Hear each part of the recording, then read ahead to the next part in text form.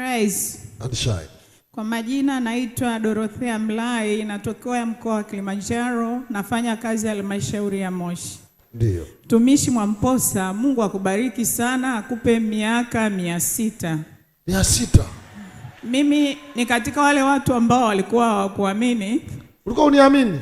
Nilikuwa na gari ambayo ni Kiltime RAV4, nikampa mama mmoja ya lifti.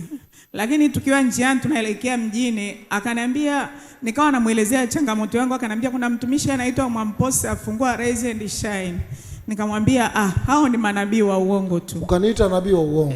Basi mtumishi, naomba unisamee. Lakini umesamehewa. Nikaendelea, mwaka mmoja ukapita, nikajikuta nimeuza ile gari katika mazingira ya kutatanisha.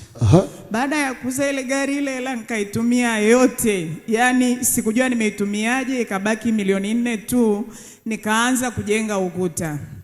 Lakini siku moja nikawa usiku nafungua channel, nikaona Rise and Shine. Nikasema huenda nimeuza ile gari kwa sababu nilimuignore yule mama aliyeniambia nifuatilie hii channel. Uliyesema nabii Mwamposa nabii wa uongo. Ngoja nianze kuifuatilia. Kweli mtumishi, nikanyanyua maji na mafuta ya kupikia, nikaanza kuomba.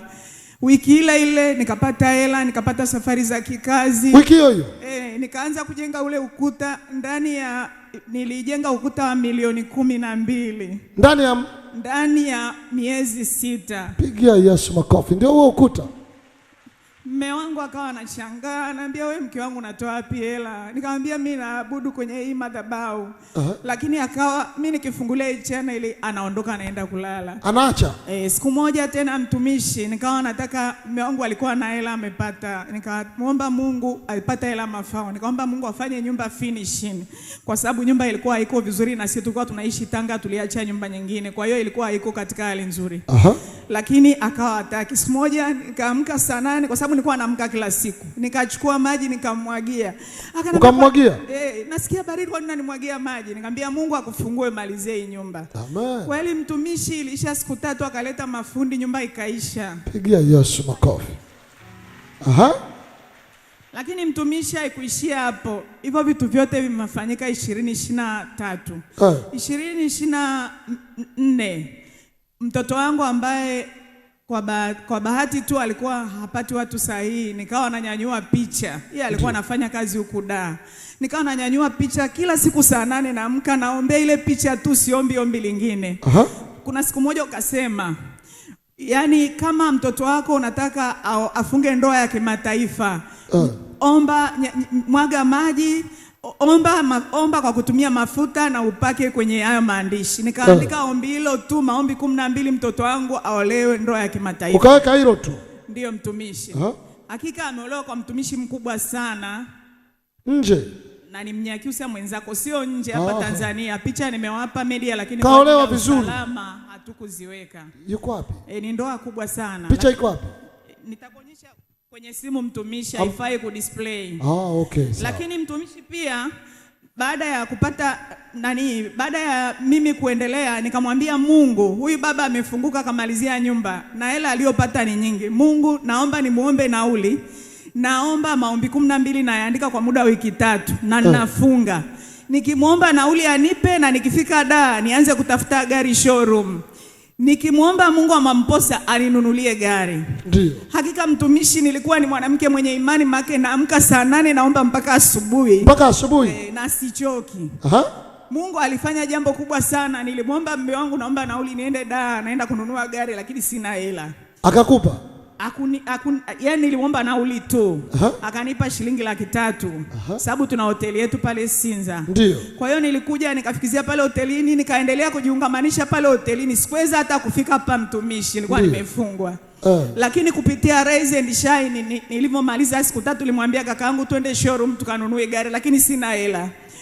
Gari niliyokuwa nataka ni Harrier new model. Nilienda pale showroom, nikafika nikapiga magoti, nilikuwa nimeficha mafuta yangu. Showroom? Kwa Mhindi. Ukapiga magoti? Nikapiga magoti pale kwa gari ile nilikuwa naitaka, nikaanza kuipaka mafuta kwa nyuma. Yule mhindi akaniambia unafanya nini? Nikamwambia naomba tu, ninazo hela nitanunua hii gari. Nikamuuliza hii gari ni shilingi ngapi? Akaniambia milioni 28, mwisho 25. Mimi nikamwambia Mungu, kesho nitakuja na hela hapa nitanunua gari. Usiku tena pale hotelini nikamwomba manager nikanyungamanisha kwenye ile madhabahu ambayo ndio hii Rise and Shine. Ndio. Asubuhi nikamka nikampigia mume wangu. Akanambia mimi sina hela, wewe unataka hela zangu ziishe. Nikafungua channel nikakuta unasema hivi, ukitaka ufanikiwe mwilini anza kufanikiwa rohoni. Ndiyo. Mimi nikamwambia Mungu, kwa sababu nimesha kutumikia na kutolea sadaka na ninajiungamanisha kwenye hii madhabahu, kama huyu Mwamposa ni wa kweli, naomba leo hela itumwe. Nikampigia rafiki yake. Nilipompigia rafiki yake nikamwambia, rafiki yake akamwambia, wewe umestaafu, unatakiwa sasa uwe na gari nzuri, kwa hiyo mtumie mke wako hela. Nilikuwa na kingine kidogo kwenye account.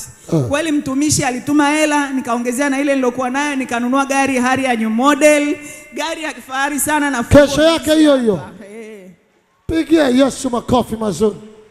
Na wewe pokea. Umefurahi? Tumishi, nimefurahi sana na haikuishia hapo. Mimi na miaka 57 sasa hivi. Lakini ikiwa na miaka 55 nilimwambia Mungu, pamoja na kwamba nina degree moja, lakini Mungu naomba unisaidie. Kuna siku babangu alinitamkia akaniambia, wewe unanitii sana, utasoma utaenda mbali na ndugu zako watakutumikia kama Yusufu.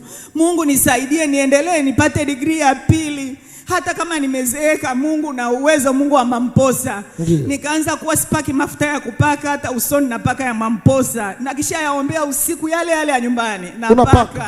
Napaka nalala nayo mpaka mashuka yanachafuka. Siku moja nikasikia sauti inaniambia apply masters. Nikafanya application 2023 November. Nikachaguliwa. Nikaomba kibali kwa mkurugenzi akanikubalia. Nikaenda, nimegraduate masters mwaka jana, nimepata GPA ya 3.9. Tayari. Cheti changu kiko hapo. Ni wewe pale? Ndio. Haya, usikome hata kama umezeeka.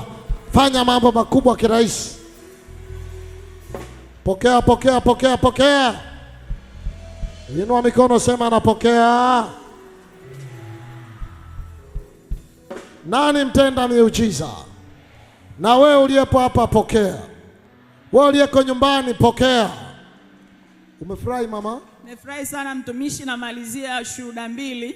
Shuhuda nyingine, nilimuomba Mungu nijenge nyumba ya wageni ili wageni wakija wasilale hotelini. Kwa hiyo nikawa nimefanikiwa kupata milioni 7. Wakati huo nafanya maandalizi ya harusi ya mtoto mwaka jana na wakati huo nafanya masters ni zaidi ya milioni 20 mpaka nimegraduate.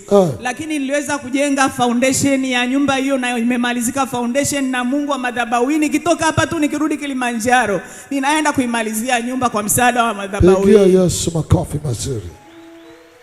Haleluya. Nani mtenda miujiza? Umefurahi mama? Amina mtumishi. Na mwisho kabisa, mkono wangu wa kulia, tangu nimeanza tu kufanya masters nilipata uvimbe hapa. Nikafanyiwa MRI KSMC, wakasema anatakiwa nifanye operation. Lakini mimi niliendelea kujiungamanisha, nikawa naandika maombi 12 na paka mafuta, haukupona. Lakini ilipofika Pasaka ile, ukawa umeachilia neno. Ukasema kama unaona kuna mahali ambapo hapafai kuvuka, basi neno la leo ni vuka na chako. Kwa hiyo fanya maombi ya kufunga yale ya siku 21. Tume nikawa nafunga, lakini saa nyingine nasahau na kunywa maji. Nafunga saa nyingine nasahau na kula hiki. Lakini nikamwambia Mungu, mimi naamini unaona nia yangu ni njema. Nisaidie tu. Haya maombi ya siku 21 yakisha nipone. Hakika mtumishi, nilienda kupiga MRI wakasema sina shida tena. Mkono ndo huu hapa. Na nilikuwa nimeshaanza mpaka kuandikia mkono wa kushoto, mimi ni mzima. Pigia Yesu makofi mazuri. Nani mtenda miujiza? Hebu sema inawezekana kabisa.